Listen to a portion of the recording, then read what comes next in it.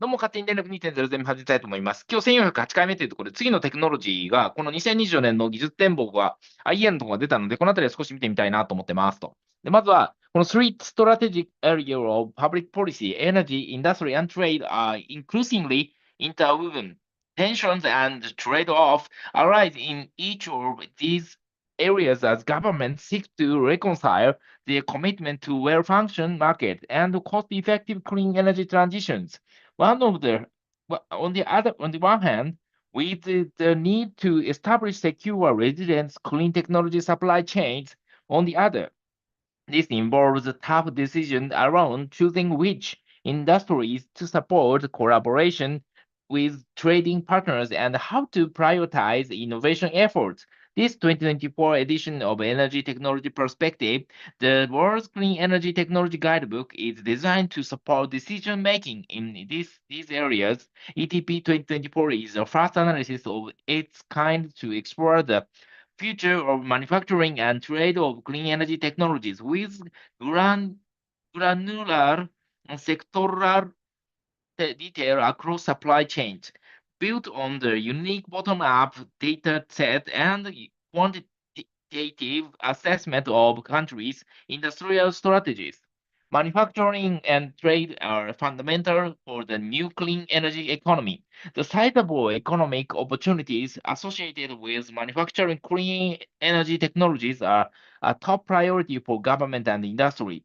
The global market size for six of the main clean energy technologies, solar PV, wind, electronic vehicle EVs, batteries, electrolyzers, and heat pumps ということで、この6つというところが大きく出てくる。なので、この太陽光、風力、EV だとかバッテリーっていうところ、あとヒートポンプで出てくると。has grown nearly fourfold since 2015 to exceed US dollars 700 billion US dollars in 2023, which is around half the value of the natural gas produced globally. That year. Growth has been driven by surging clean technology development, particularly for EV, solar PV, and wind. この3つ特に EV と PV と Wind と。Under today policy settings, the market for key clean technologies is set to nearly triple by 2035 to more than 2 trillion US dollars. This is close to the average value of global crude oil market in recent years. International trade is essential to the proper functioning of the global economy, including the energy system. Global goods trade compromising vital supplies of everything from food and clothing to smartphones and semiconductors amounted to around 24 trillion US dollars in 2023 in value terms. Fossil fuels accounted for around 10% of this, while bulk materials and chemicals, including steel, aluminum, and ammonia, accounted for around 20%. Clean energy technology trade today accounts for a comparatively small share relative to these established industries, at around 1%, but it is growing fast. At around 200 billion US dollars, the value of trade in clean technology is nearly 30% of their global market value. The biggest element is trade in electric cars, which has doubled since 2020, reaching around one-fifth of trade in all cars in 2023 in value terms. Solar PV is the second most traded technology in value terms. Under today's policy setting, overall clean technology trade is on track to reach $575 billion US dollars by 2035, or around 50% more than the value of global trade in natural gas today. Investments in manufacturing are surging in response to rapidly growing demand for clean technologies. A major wave of manufacturing investment in clean technologies is underway, with many few factories being built across the world.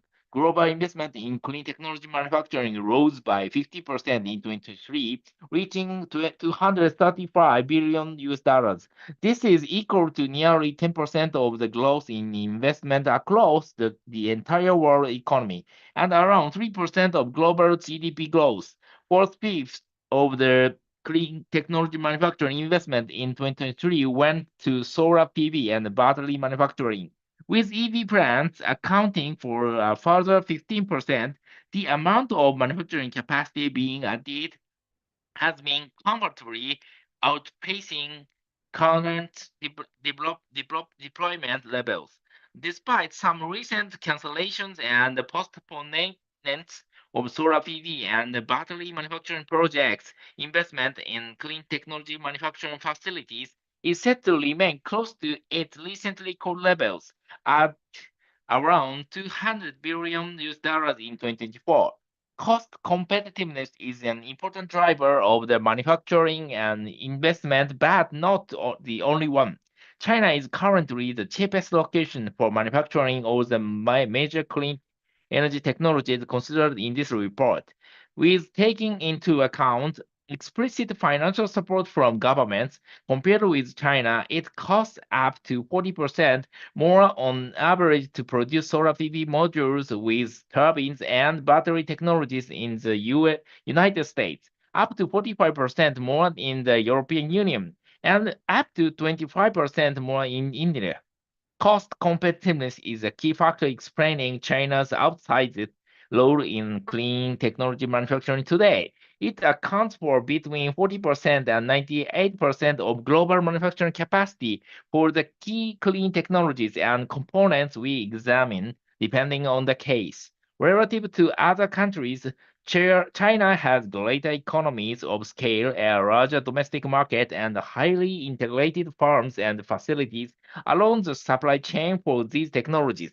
An IEA survey of more than 50 major manufacturers across green technologies and material supply chains reveals other factors besides cost that influence investment decisions. These include various forms of policy support, access to markets, skills, and knowledge in the industrial base and the infrastructure. 中国はコスト以外にもすごいところあるんですね。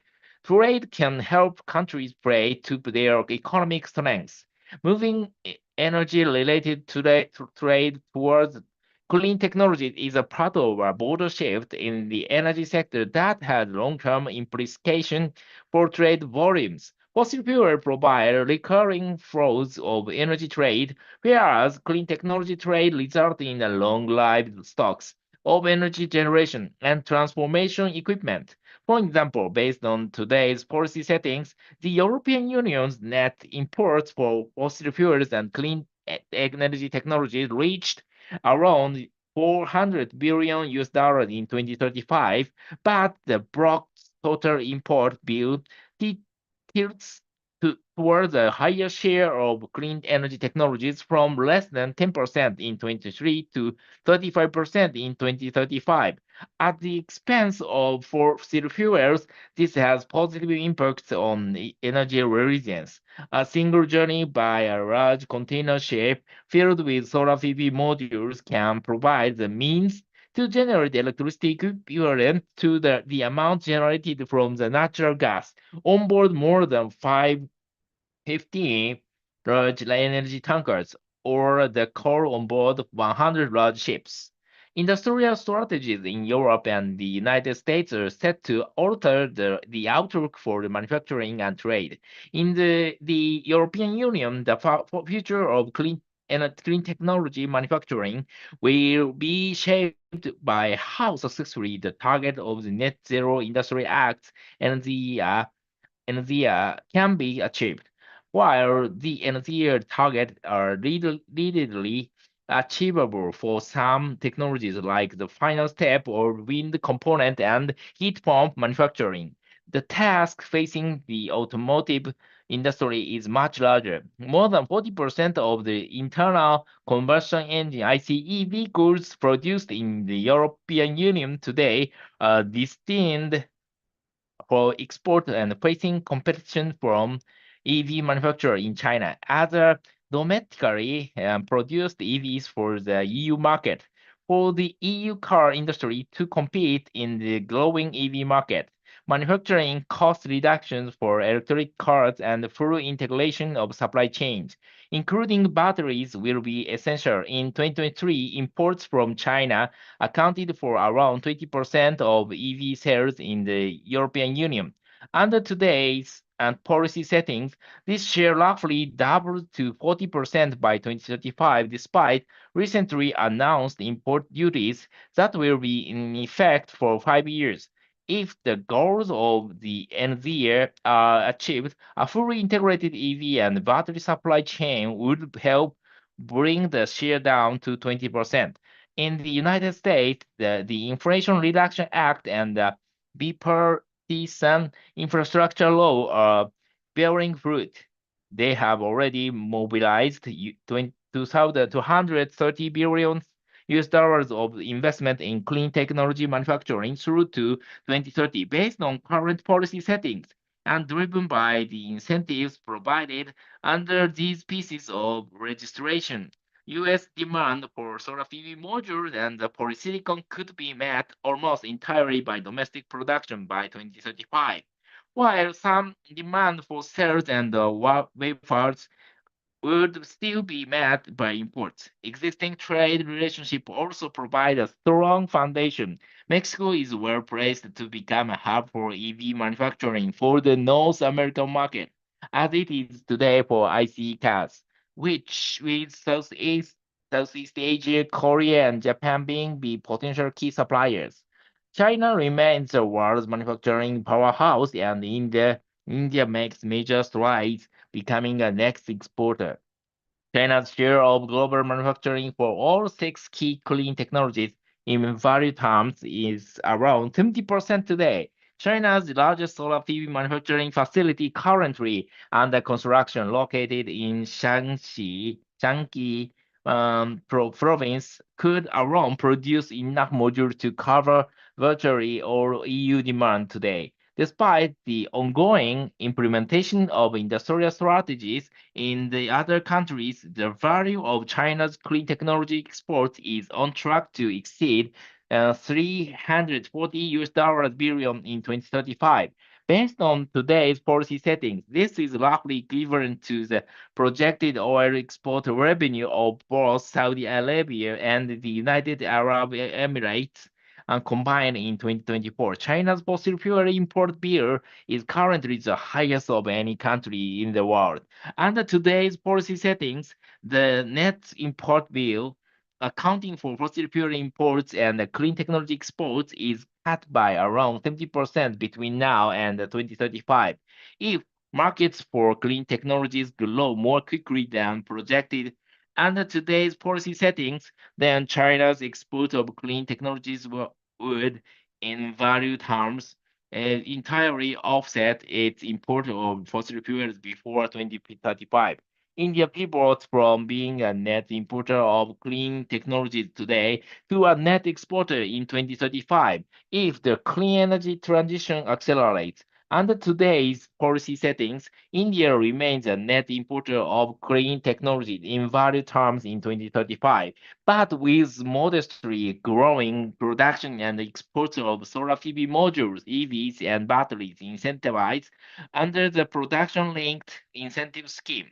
In contrast, if the clean energy transition proceeds more quickly in India and around the world, the country's net imports of clean energy technologies could grow rapidly to reach $30 billion US dollars in 2035 after supplying a large portion of its own rapidly increasing demand. This offsets around 20% of its remaining fossil fuel import bill of around 170 billion US dollars, reducing India's energy-related trade deficit to around 140 billion US dollars. The door of the new clean energy economy is still open to emerging markets. Emerging and developing economies in Latin America, Africa, and Southeast Asia accounts for less than 5% of the value generated from producing clean technology today. A fair and just transition requires enabling more regions to reap the economic benefits from growing supply chains, for clean and modern energy technologies. A faster clean energy transition and a larger overall market for clean energy technologies will be foundational for this. Other factors that presently deter investment in emerging markets also need to be overcome, including potential and current risks, a lack of skilled workers and poor infrastructure. But opportunities exist beyond the mining and the processing of critical mineral countries in Africa, Latin America, and Southeast Asia all have prospects to boost their competitive advantages and move up the value chain. We collect country by country data across over 60 indicators assessing the business environment infrastructure for energy and transport, such as electricity grids, gas pipeline, and ports, resource availability, and domestic market size to identify opportunities for each country. Southeast Asia is already an important player in clean technology supply chains, and several countries can take a step up the value chain. The region could be among the cheapest places to produce polysilicon and wafer for solar PV modules by 2035. Several countries there can build on existing manufacturing strengths for electronic and electrical equipment, competitive labor and energy prices, and government policies that are supportive for export-oriented industries. If the region can fully exploit these competitive advantages and policy action worldwide is compatible with reaching net zero emissions globally by 2015. Southeast Asia could produce over 8 million EVs by 2035, up from about 40,000 today, or which almost half would be exported. Latin America and Brazil in particular has favorable starting conditions for wind turbines manufacturing, but significant investments in infrastructure and logistics are required to capitalize on this. Today, Brazil produces over 5% of wind turbine blades globally. If the country is able to take advantage of its favorable enabling conditions in a scenario compatible with net zero emission by 2050, exports of these components increase sixfold by 2035 compared with current levels.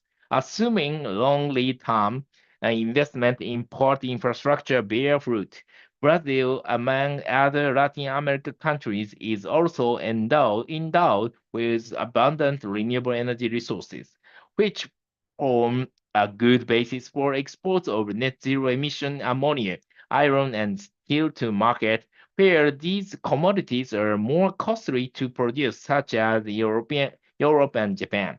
North Africa could become an EV manufacturing hub.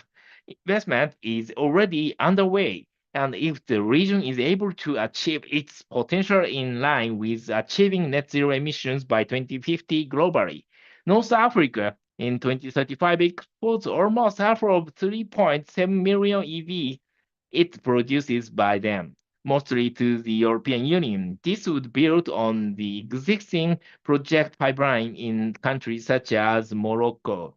Elsewhere in Africa, countries have the potential to leverage iron ore and renewable energy resources. For example, to move up the value chain and produce iron with electrolytic hydrogen. Such exports to Europe and Japan could be worth more than 4 times the value of the same tonnage of iron ore exports at today's prices. If the world pursues climate targets compatible with reaching net zero emissions by 2050, and the barriers to investment in African countries are overcome, supply chain concentration puts pressure on the busiest maritime shipping routes. Traffic through some of the busiest maritime choke points increases despite growth in overall shipping activity slow down. Based on today's policy settings, global marine goods trade increased by 1% per year by weight over the coming decade, significantly more slowly than over the past 2 decades, due to slower growth in fossil fuel and steel demand. However, traffic through certain choke points incentivize around 50% of the all maritime trade in clean technologies trade passes through the Strait of Malacca today. Based on today's policy settings, clean technology shipments through Malacca are set to rise substantially, so their share in total maritime trade remains very small. This dependency on maritime choke points poses risk to supply chain resilience, especially as the average clean technology cargo is more than 10 times the value of the average fossil fuel cargo per ton. Well-designed industrial strategies will be crucial for clean energy transition to continue gathering pace. The tensions and trade-offs between the goal of energy and industrial policies mean that getting trade policy measures right is essential for clean technology transitions. In some cases, the clean energy dividends of trade would be higher if barriers to trade were lower. Today, tariffs on renewable energy systems and components, for example, are more than twice those applied to fossil fuels. On average, trade measures, including both tariffs and non-tariff measures, already increase the cost of clean technologies. For example, a 100% tariff on solar PV module today would cancel out the decline in technology costs seen over the past 5 years. The knock-on impact on electricity generation costs would be more limited, as the solar PV modules themselves make up 20 to 30% of the total installation cost. But for consumer goods such as electric cars, the impact is likely to be more direct and risks slowing down adoption. Well-designed industrial strategies can help companies address competitiveness gaps or reach the innovation frontier sooner, but their interplay with trade policy measures needs careful consideration. Industrial policy deployed with specific, measurable, and time-bound goals can support the achievement of energy policy and climate goals. For example, battery production in European Union is around 50% more expensive than in China today. Innovative battery technologies currently under development could help reduce the cost gap by up to 40%, at which point the advantages of manufacturing being located in the European Union may outweigh the remaining cost difference. To cultivate and maintain competitiveness and innovation, industrial policies must be closely monitored and amenable to course correction. Trade policy must be designed carefully if it is to support such goals. Broad-based protectionism or blanket financial support are very unlikely to make for winning industrial strategy. Industrial strategies must take into account the new parameter and objectives of international trade in clean technology supply chains. To balance efforts to reach climate goals with energy and industrial policy objectives, trade policies will need to be designed with a view to their role in the new clean energy economy and what it means for industrial competitiveness today.